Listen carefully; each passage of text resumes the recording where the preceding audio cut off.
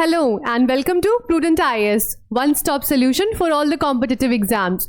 In continuation of General Studies Paper 4 Ethics, we have chosen one more case study for today where I'll be telling you how to read this case study and approach the questions. Let's quickly begin. First, I'll read out this case study for you, then we'll do some discussion and answer the questions. You are an undersecretary in a regulatory ministry. A new promising pharmaceutical drug which is crucial for a rare disease awaits final regulatory clearance. While beneficial, a critical safety test was reportedly compromised due to pressure from the manufacturing company known for its political connections. Now your superior instructs you to expedite the file, citing the public health urgency and implied political support for the company. You have access to internal notes which suggest that the test is inadequate, but raising it would significantly delay clearance and potentially damage your career. Approving it, however, could risk patient safety in the long run.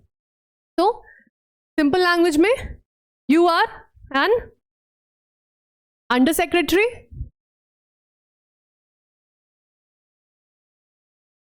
Okay, in a regulatory ministry. So what is your primary role? As a regulator, your primary role is to protect the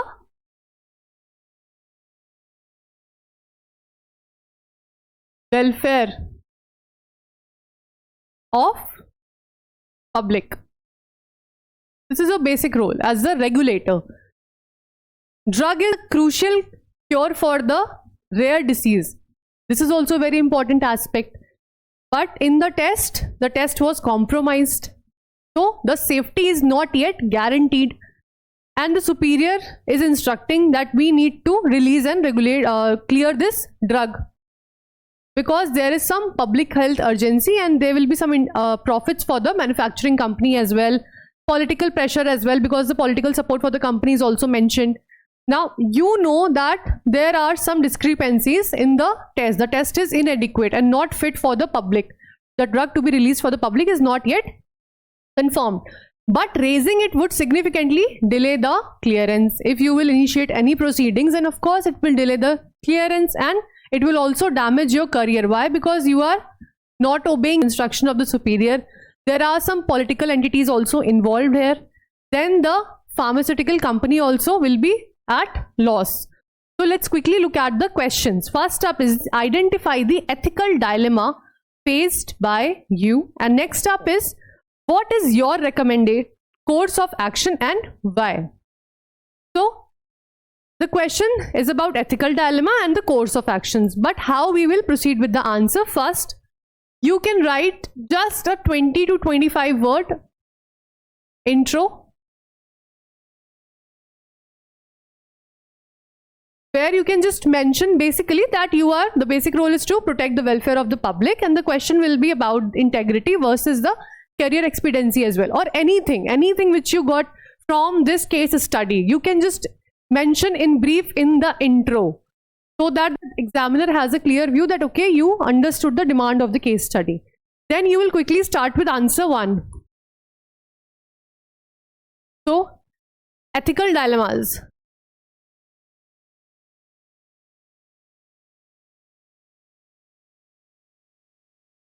Now, the major ethical dilemma over here is integrity plus public welfare versus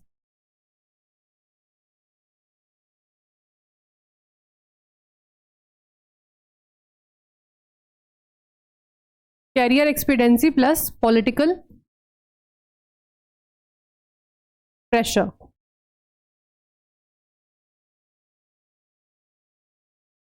So these are the basic dilemmas. Let me just explain this in brief. First is, of course, your core value of integrity. Your conscience will know that if you have passed this drug, if you have cleared the given regulatory clearance to this drug, then it might harm patients, and your role is to uphold the public welfare. That is also the patient's welfare. But if you pass this drug, that is give regulatory clearance to this drug as per your superior, then of course you will face some career expediencies. Your superior will be very happy and satisfied with you. The political influence might also help you in future, and then the political pressure will also be resolved. So these are the basic two ethical dilemmas which will be written in the first point. The second one is more important. What is your recommended course of action? So first we'll decide what are the options available and why you are choosing the particular option. So for answer 2, we'll phrase options as option 1, that is accept superior's instruction and give clearance.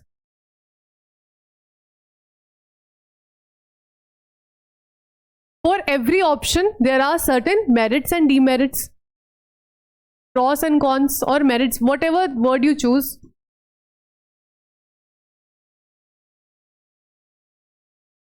If you accept the instructions, what are the possible merits? First is your superior as well as the political influence. They both will be satisfied that you have obeyed their instructions, right? Second, you will also avoid any potential threat to career. Now, what are the potential threats to career? You may be dismissed, some inquiry might be started, or some punitive transfer can also lead. So, you will avoid all these if you will accept the offer. But what are the demerits here, which are major? First, you are compromising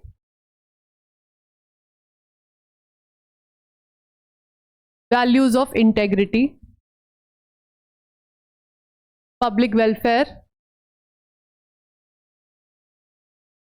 You are even bypassing the institutional norms, that is the correct procedure, that when a test approves a particular drug, then only you will give the clearance, right? So you are also bypassing all those norms, and by doing so, what you are doing, you are setting up a precedent which is very harmful for the future officers. So this was first option. Coming to option 2,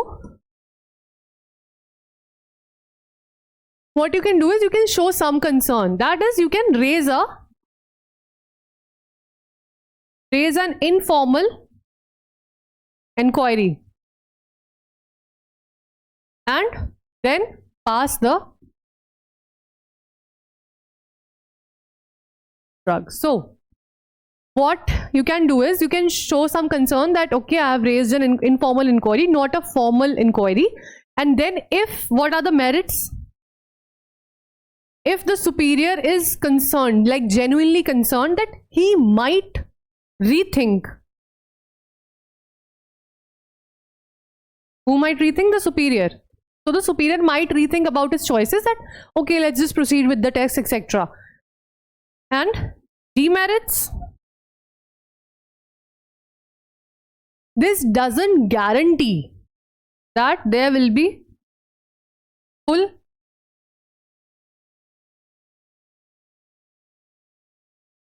investigation. So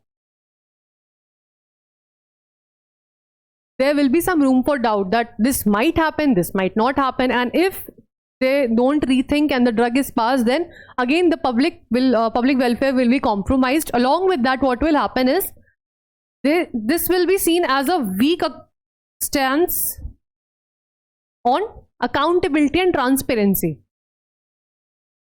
That बहुत ही आसान रास्ता ढूंढ लिया है कि ठीक है, मेरी कॉन्शियंस को ठीक नहीं लग रहा था, तो मैंने एक छोटी मोटी इनफॉर्मल इंक्वायरी रेज कर ली to satisfy myself but at the end what it is doing, it is not guaranteeing you the proper investigation will be conducted, what will happen, what will be the future course, and if this drug is passed as it is, then it will harm the patient. It will also be a very weak stance on accountability and transparency, core values under the ethics section. Also, a merit which can be added under this option is it will buy you some more time.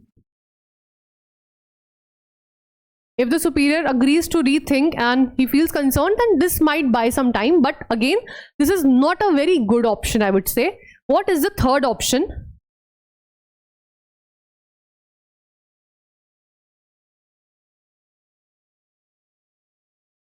Formally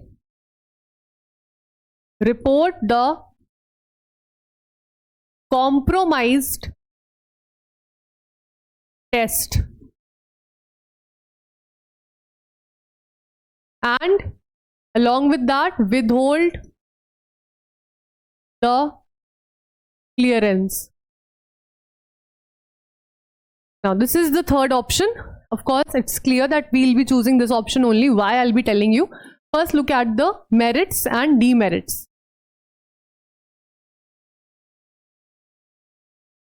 What will this ensure? This will ensure that you are upholding the values of integrity, transparency, public service values. Along with that, what you are doing, you are prioritizing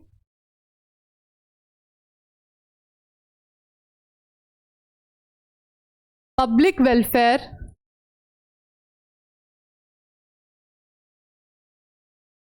you are also showing regulatory due diligence over career expediency. So you are choosing public welfare instead of self-interest. What are the demerits? Of course, there might be some political backlash. There might be some negative consequences on career. As mentioned, you might be dismissed. There can be some punitive transfers as well.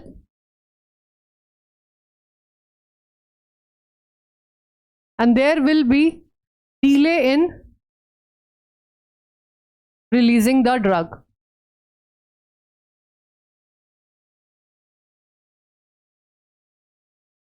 So this is the third option. We will also have to justify that why we are going with option 3. So first we will give up all the 3 options. We will write that you will, as an undersecretary regulator, what you will do is you are going to go with option number 3. And why? Because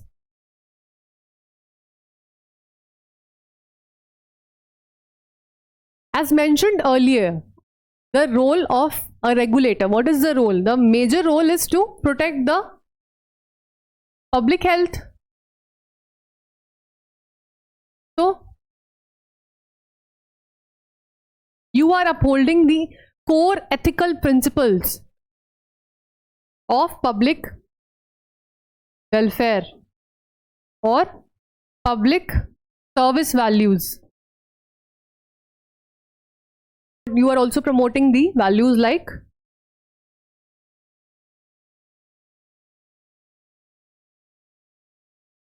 another important core ethical principle will be non-maleficence. See, why I am using these terms? Because in the ethics paper you will have to stick to these terminologies only. For each paper there is separate terminology, as already mentioned. So for this paper you will have to write all these words, and therefore I am not explaining in very simple words. We have already done a general discussion. For the answer I am using the specific terminology. You are going to use the same. So you will write that as a regulator, your primary role is to protect the public health. By doing so, your decision is grounded in upholding the basic core ethical principles of public welfare, public service value, non-maleficence. And yes, there will be some, what you will write after that, I'm just telling, you will write that yes, there will be some career repercussions which cannot be ignored. But in the end, the public trust, public welfare will always outweigh your personal career expediency, right? So what you will write here is, you will write the same sentence. What will be the keywords? That the public trust and public service or the patient's health, it will always outweigh what? Personal career expediency. And by doing so also, you will uphold the core values of accountability, transparency, integrity, etc. So also you can add one more line, that the long-term impacts of releasing a potential unsafe drug in the market that are hazardous, right? And in comparison with those long-term impacts, the personal immediate delays or the negative career repercussions are bearable. So you will weigh both, that the long-term potentially unsafe drug, because the test mentioned it is not adequate, the test was not adequate, so long-term potentially unsafe drug which will be consumed by number of patients and they will be at risk. So patient's health will be at risk. And once the drug is released, you cannot control it, right? And comparing that with the immediate, what is the immediate repercussion? Of course, on your career, there might be some negative repercussions, as already mentioned, transfers, etc., stagnation, and some delays also. But these delays are nothing if compared to the long-term impacts. So you will justify your option. The structure, I hope, is clear. For example, this is your sheet. Why I am drawing all this? Because trust me, students make mistakes on these pointers. You are not supposed to write anything. यहाँ पे लिखा होता है ना, do not write anything beyond margin.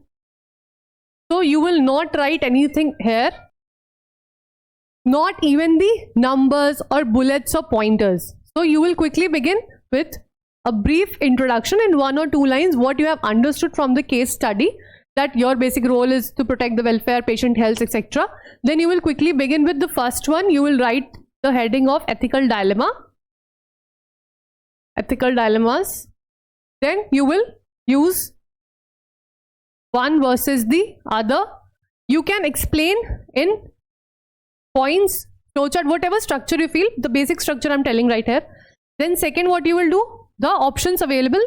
So option 1, merits, demerits for 2 similar, 3 similar, likewise. Then on the next sheet, you will write reason for choosing option 3. And then in the pointers or in a paragraph format, in ethics you can write in paragraphs, there is no such foundation, but just make sure wherever you are writing values like public health, integrity, accountability, non-maleficence, just underline. So underline all the key terminologies, and then in a very simple way you will conclude. Do not leave your answer open-ended, just wind it up. Here you can write in simple words that as a under-secretary regulator, by choosing this action, I have upheld my basic role of ensuring public welfare, ensuring there is no risk to the patient's health, etc. That can be written in a summarizing way. So this is how your answer is going to look. And yes, of course, after writing about option 1, option 2, option 3, you will write, I will choose option 3. So you are going to use terms like I am going to do this, I will do, because this is a case study and you will have to imagine yourself as an undersecretary of regulator under a ministry. Now, one very important point over here is this all? Just look at the question. Look at what we are missing. See, the question we have addressed, the demand, you will write in the similar manner. You feel like सारा dimension तो address कर दिया ना, question का point भी दोनों लिख दिए. But there are some unsaid dimensions as well, which you will have to mention. What are those? Always while writing the case study, you will have to mention the stakeholders involved.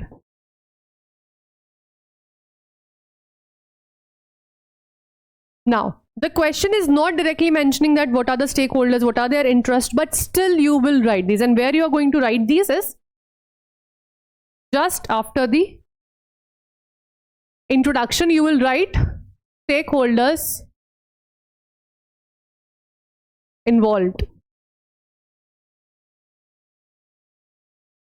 I have mentioned this at last deliberately. Why? Because by the end, you all must be feeling that, okay, it is comprehensively addressed, we have addressed the demand, but still there are some points which are remaining. And for this, what you need to do, whenever you are doing answer writing practice, you must focus on evaluation. You need to get some evaluation, because आपने answer खुद से लिखा है, content भी खुद से पढ़ा है, आप कितना ही सेल्फ इवेल्युएट कर लेंगे, right? You can access the model answers, you can evaluate from other toppers copy as well, but give your answers to someone. It might be some peers, some seniors who have UPSC background, UPSC knowledge, and ask them to evaluate your copies. Or you can also send us your answers for paid evaluation. We have that facility as well. But please focus on evaluation so that you do not miss any point. So here, the stakeholders involved. Quickly, let's look at those. Very easy to point out the stakeholders, but a very important dimension. If you are skipping this in case studies incomplete, you won't be getting the marks as per your thoughts. First is of course you, that is the under secretary. Second is the superior, that is your superior. Third up will be the pharmaceutical company, whose profit will be ensured if the drug is released on the time as per the instructions. Then fourth is political support. So some political entities who have some interest, that who are also giving some support to the company. Fifth is the government institution or department. Now what is the government part here is this ministry. So the related regulatory ministry or the department. So just simply jot down these like 1, 2, 3, 4, 5. You can even mention their interest in brief, but you will have to mention the stakeholders. This cannot be skipped. So now the answer is completed. So likewise, you will be studying more case studies as well. In case you have any particular topic in mind on which you have queries and you want us to make a video, just let us know in the comment section. We'll be back with another interesting video super soon. Thanks for watching.